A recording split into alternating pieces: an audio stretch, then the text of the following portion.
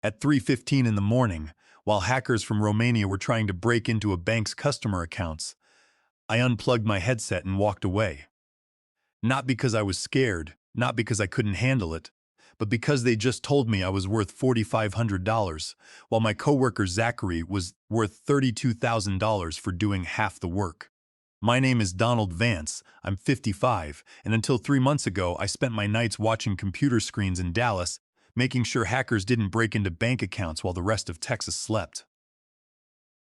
I didn't quit in a blaze of glory. I didn't slam my laptop shut, flip my desk, or give some speech people would repeat around the water cooler.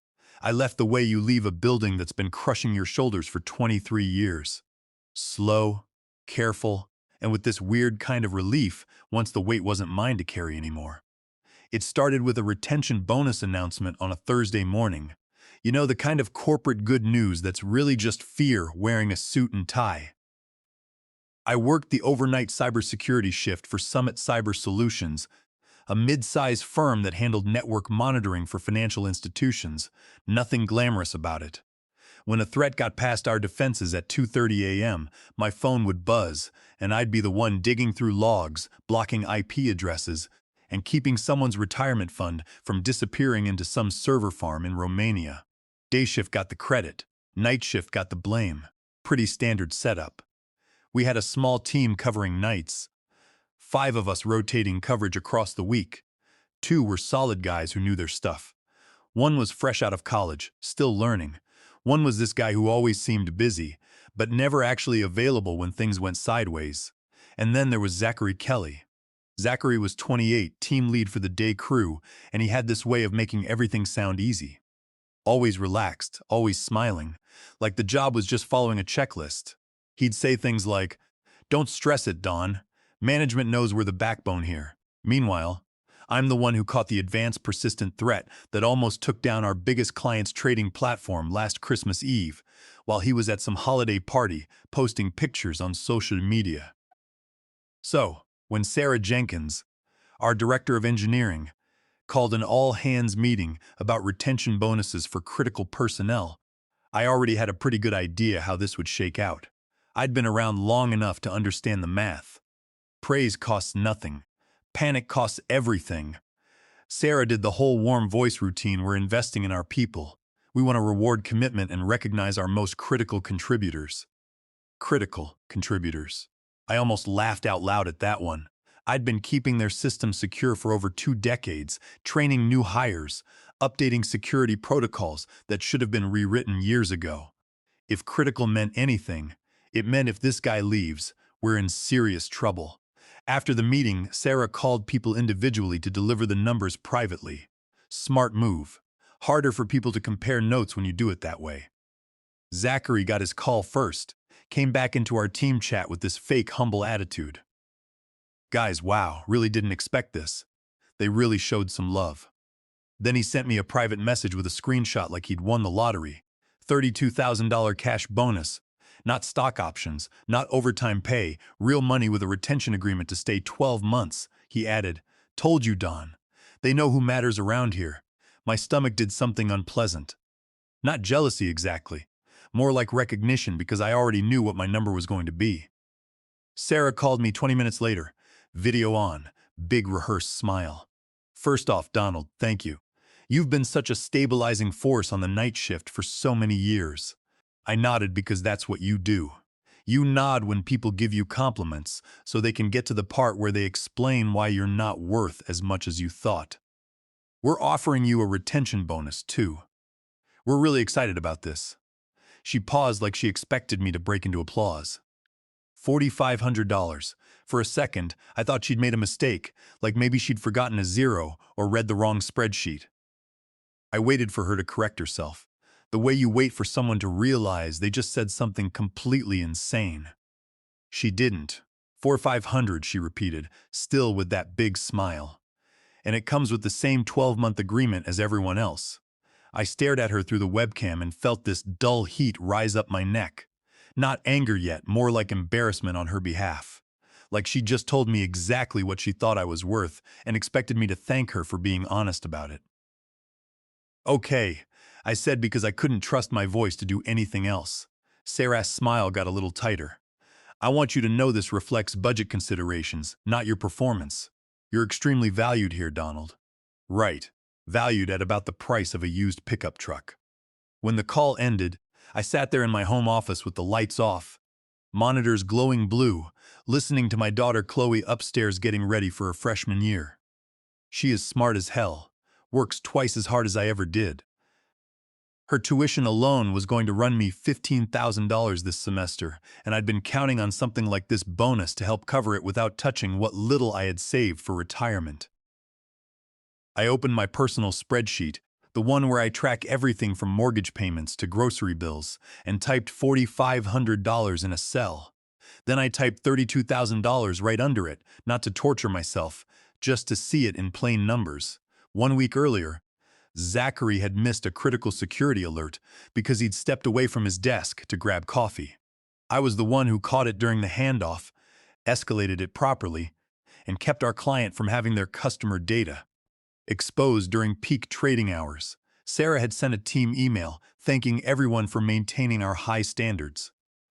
Now I was being offered walking around money to lock myself into another year of watching other people take credit for my work. The worst part, Zachary wasn't even the real problem. He was just the loudest symptom of something I'd been ignoring for way too long. That Monday night, right around 11:30 p.m., our monitoring system started throwing alerts. Started small, then got ugly fast. Some group out of Eastern Europe was probing one of our financial clients' networks, testing for vulnerabilities in their customer portal. Usually we'd implement our standard blocking procedures and escalate through normal channels, but our response protocols were outdated. Last time I'd suggested updating them, Sarah told me to focus on execution, not process improvement. My phone buzzed. Zachary, of course. Hey Don, seeing some activity on the client dashboard. You got eyes on it? I looked at the attack pattern developing on my screens. The monitoring console showed massive spikes in unauthorized login attempts targeting our customer database. The traffic was originating from known malicious IP subnets in Romania, deploying a distributed brute force script against our EA gateway. I checked the access logs and noticed they were probing for SQL injection vulnerabilities. I looked at the alert queue, filling up faster than I could clear it. Then I opened that retention agreement Sarah had emailed me. 12 months minimum commitment, immediate repayment if I left early.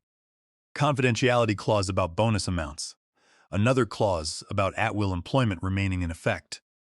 They wanted me locked in, but they wanted to keep themselves free to cut me loose whenever it suited them. The attack was escalating. 3 different entry vectors now, coordinated but subtle. These weren't script kiddies. This was professional work, the kind that keeps bank executives awake at night and gets cybersecurity firms sued into bankruptcy. I'd seen this pattern before. Christmas Eve 2 years ago, Memorial Day weekend last year, always, during holidays or weekends when the day shift was gone, and it was just me and maybe one other guy holding down the fort. Always when the people who got the credit weren't around to handle the consequences. My phone rang, unknown number, but I recognized the country code. Romania. I didn't answer it. That's not how these things work. The call was just misdirection, trying to get me to think they were amateurs. Real professionals don't call to gloat. They work in silence and disappear before you know what hit you. But it told me something important. They knew someone was watching. They knew someone competent was on the other end of their attack, and they were trying to rattle me. At 1:15 a.m., I had a choice to make.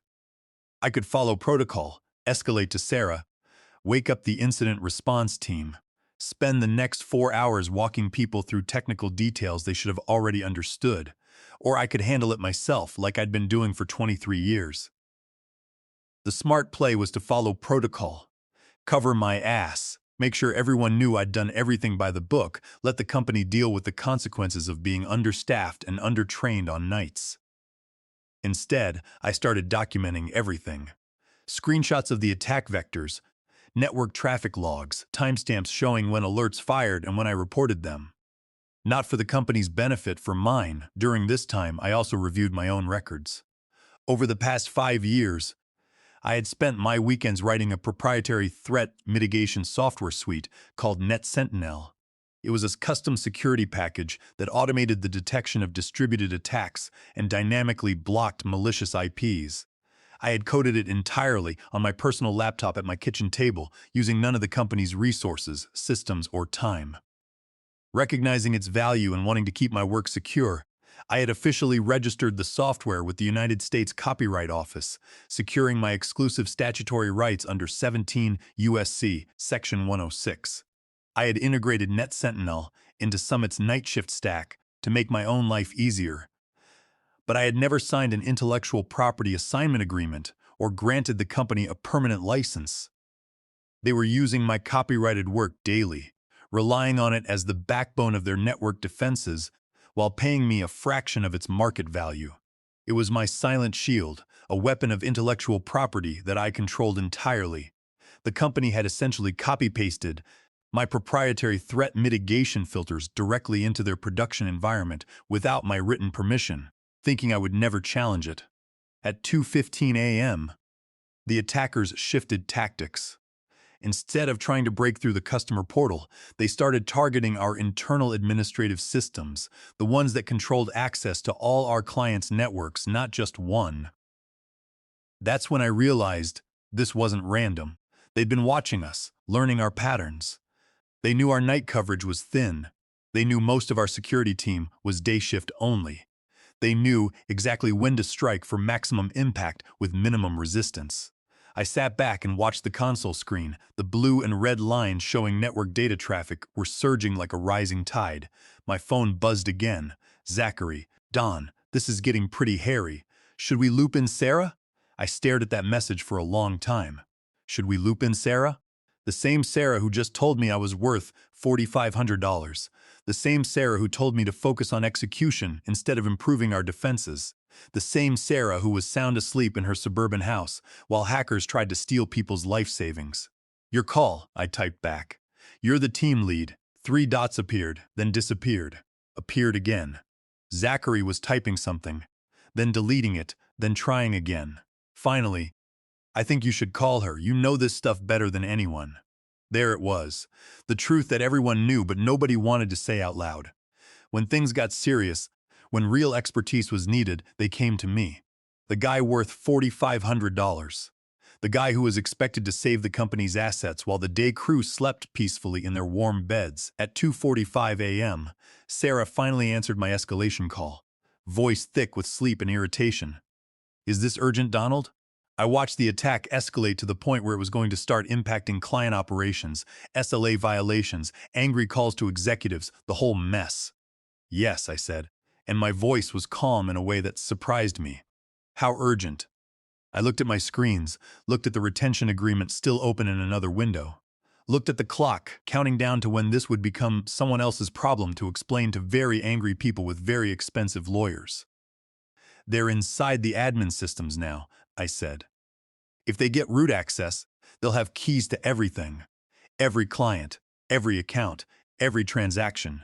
Silence on her end. Not the good kind of silence where someone's thinking.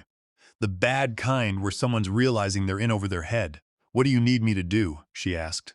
Nothing. Just wanted you to know where we stand. Can you stop them? I could.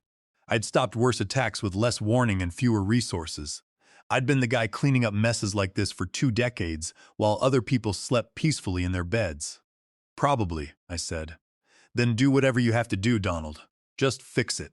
I don't care what it takes, just make it go away. I don't pay you to give me lectures at 3 in the morning, Donald. I pay you to fix the console alerts. Just do your job and stop waking me up unless the building is literally on fire. Her voice was sharp, showing zero respect for the hours I put in and the years of dedication I had given to this company. At 3:10 a.m., after 20 minutes of walking her through technical details she should have understood but didn't, she said it again. Just do whatever you have to do to fix it. Donald, at 3:15 a.m., I stood up from my desk, unplugged my headset, and took my security badge off the lanyard like I was removing something that had never really belonged to me in the first place.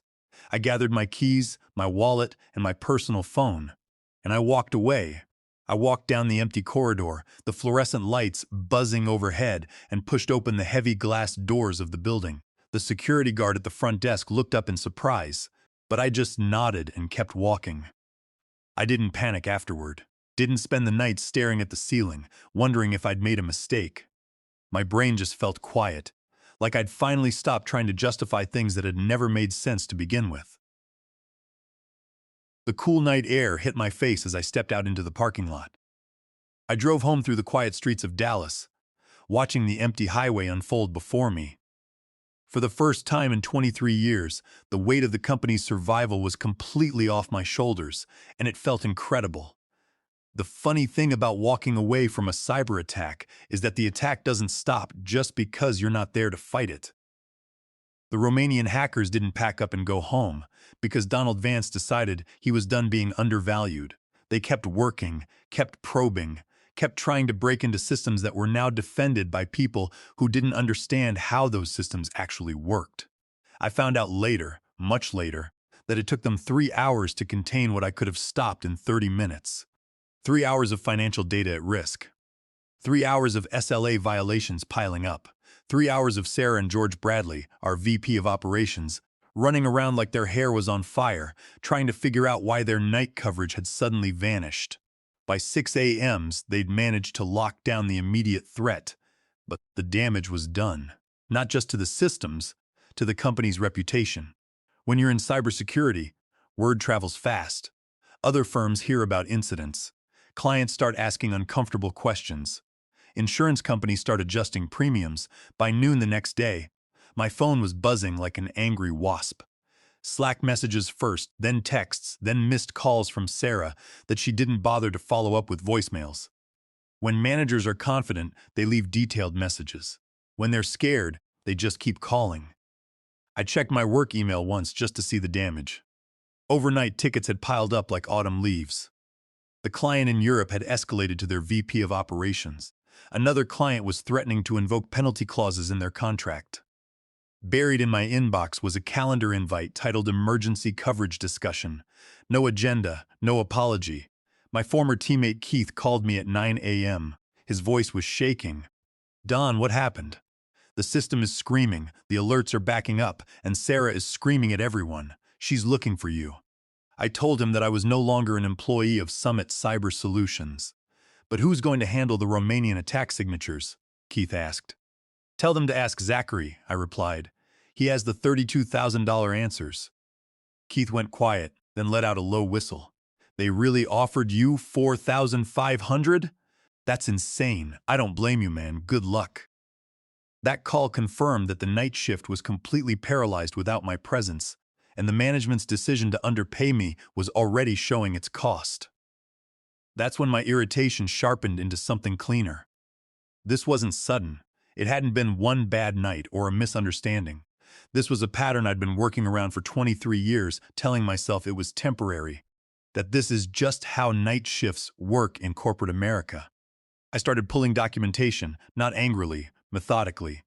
Performance reviews, incident reports, security certifications I'd maintained on my own time and dime. Every major threat I'd neutralized in the past year had timestamps between midnight and 6 a.m. My signature somewhere in the resolution chain. The retention program fine print told its own story. The money came from a discretionary budget Sarah controlled. Amounts weren't tied to performance metrics or seniority. They were tied to leadership perception, which meant who made the executives feel safe during business hours. Zachary made them feel safe. I made problems disappear in the dark, where no one had to think about them. The real kicker was buried on page 3 of the retention agreement. A clause about performance expectations during the commitment period. Essentially, if you signed the agreement, you were committing to the same workload and responsibilities for 12 months, regardless of any changes in staffing scope or incident frequency. They weren't just buying your loyalty, they were buying your availability. For Zachary, that meant 12 months of day shift work, regular hours, manageable stress levels. For me, that meant 12 months of being the only thing standing between skilled hackers and other people's money every night for the price of a decent used car. By Wednesday afternoon, George Bradley, our VP of Operations, called me directly. I'd talked to George exactly 3 times in 23 years, and every conversation happened when something was already on fire. Donald, he said, skipping any pleasantries, we're seeing some cascading issues from Monday night. Sarah says you have the most context on our response protocols. Context, not authority, not ownership. Context, I do, I said. Can you jump on a call with the team? Help us get this sorted out. I thought about that retention agreement sitting unsigned in my inbox. Thought about the repayment clause. Thought about Zachary's screenshot and that $27,500 difference. I can, I said slowly, but I won't. Silence on his end, long enough to tell me everything I needed to know. Why not? George asked. Because that's what the retention bonus was for. You made your decision about who's worth keeping around. He exhaled hard through his nose, irritated now, but trying to keep it professional. Donald, this isn't the time for that conversation. It's exactly the time, George. You wanted to retain me for $4,500. This is what staying looks like. We'll sort this out tomorrow, he said, and hung up. That's when everything accelerated. By Thursday morning, our client status page went from green to yellow to orange. Someone made the mistake of posting an update that mentioned internal resource constraints. Internal resource constraints meant understaffed. And clients don't like hearing that the people who protect their money aren't available. I called my attorney, Justin Cole, that afternoon to discuss my options. We met at his high-rise office in downtown Dallas. When I showed Justin the retention agreement, the lack of IP policies, and how they had copied my NetSentinel software into their main security stack, he smiled. Under 17 U.S.C., Section 106, I had full exclusive rights over my work. The company had no written license or transfer of ownership. Justin drafted a cease and desist letter demanding they immediately stop using NetSentinel, citing statutory damages of up to $150,000 per willful infringement. We verified that I wrote NetSentinel entirely on my personal laptop, using my own home network, and that my copyright registration was active. Justin explained that Summit had no legal right to run my software without an active agreement. The cease and desist was the perfect legal hammer. By Friday, Zachary called me directly, not a text this time, a real call. Don, he said, and I could hear keyboard clicking in the background. Look, I know you're upset about the bonus thing, but we really need your help here. Sarah is breathing down our necks, and honestly, I'm in over my head with some of this advanced stuff. There it was. Not an apology, not acknowledgement of the disparity, just need. You got the bonus, Zachary. This is what it's for. He was quiet for a few seconds. Come on, man. That's not fair. I almost smiled. You're right. It's not fair. It's just not my problem anymore. Look, I know I don't know the systems like you do. All that documentation you wrote, some of it's outdated and good luck figuring it out, I said, and ended the call. That weekend, my attorney Justin Cole finalized the next steps. We drafted a formal cease and desist letter based on 17 U.S.C. Section 106. The letter officially notified Summit Cyber Solutions that they were using my copyrighted NetSentinel software without a valid license or intellectual property assignment. We demanded that they immediately cease all usage of the software and remove it from their production systems. When the letter hit the legal department on Monday morning, it caused a major panic. Under 17 U.S.C. Section 106, the copyright owner has exclusive rights, and Summit's unauthorized deployment of my code exposed them to massive statutory damages. Their legal team advised George Bradley that they had no choice but to comply and uninstall the scripts immediately. Without my NetSentinel software running, their automated defense systems collapsed. They had to transition to manual threat monitoring, which instantly triggered severe service delays. They had to hire an external consulting firm at $250 an hour to rebuild the automated filters. Over the course of 3 months, that cost them $120,000, nearly 4 times what they had refused to pay me in a proper retention bonus. By the following Monday, the company status page was solid red. Red status pages make clients nervous. Nervous clients call executives. Executives don't like being called at home. The beautiful irony was that the systems weren't actually broken. They were just undefended, like a house with all the locks removed, but the doors still standing. Everything looked normal until someone tried to test it. HR at Summit emailed me mid-week. Careful wording, no apology. They wanted to close the loop on my employment status. I replied with a clean resignation letter. 2 paragraphs, no accusations, just facts. Last day worked, reason for leaving, misalignment of role scope and compensation. Legal signed off within an hour. They weren't trying to keep me anymore. They were trying to reduce their liability. I handed over access the way I always had. Documented, complete, professional. I didn't sabotage anything. I didn't delete files. The legal cease and desist did all the work. 3 weeks after I'd walked out, a recruiter I'd spoken to years earlier reached out. Day shift position at a larger tech company here in Dallas. Same technical scope, but with actual career progression and a team that understood what cybersecurity work actually involved. The conversation was different from any job interview I'd had in years. They didn't ask me to justify my experience or prove my value. They'd already done their homework. They knew about the incident at Summit, knew about the retention program, knew that companies sometimes make expensive mistakes about who they choose to keep. "We're not looking for someone to clean up problems in the dark," the hiring manager said. "We're looking for someone to build systems that prevent problems from happening in the first place." The offer came back with an $18,000 base increase over what I'd been making, better health benefits, and no retention agreement required. They wanted me because of what I could do, not because they were afraid I'd leave. I accepted it the same day. The audit at Summit didn't come with flashing lights. It arrived as calendar blocks booked by people who never joined night calls. Sarah Jenkins disappeared first. Officially, she was pursuing other opportunities. Unofficially, her name just stopped appearing in company directories. Zachary lasted the full 12 months, but he never got another bonus. He left 6 months after his retention period ended. Last I heard, he was doing desktop support somewhere in Dallas. As for me, the first time my phone rang at 2 a.m. at the new job, it was a wrong number. I silenced it and went back to sleep. Because walking out at 3:15 a.m. wasn't the dramatic part. The dramatic part was realizing I didn't have to prove my worth by being exhausted anymore. They paid to keep the wrong person, and I just stopped pretending that was my responsibility to fix. My daughter Chloe starts her sophomore year in the fall, preemed just like she planned. The new job's tuition assistance program covers half, and the salary increase covers the rest with room to spare. But the real victory isn't financial. I sleep through the night now. When my phone buzzes at 2 a.m., it's usually just a text from my daughter, studying late in the library, asking if I'm proud of her.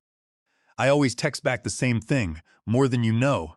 It took a $27.500 retention bonus gap to teach me something every 55-year-old man should already know.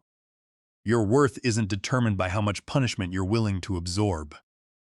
Sometimes the best revenge is just refusing to be undervalued anymore. Everything else takes care of itself.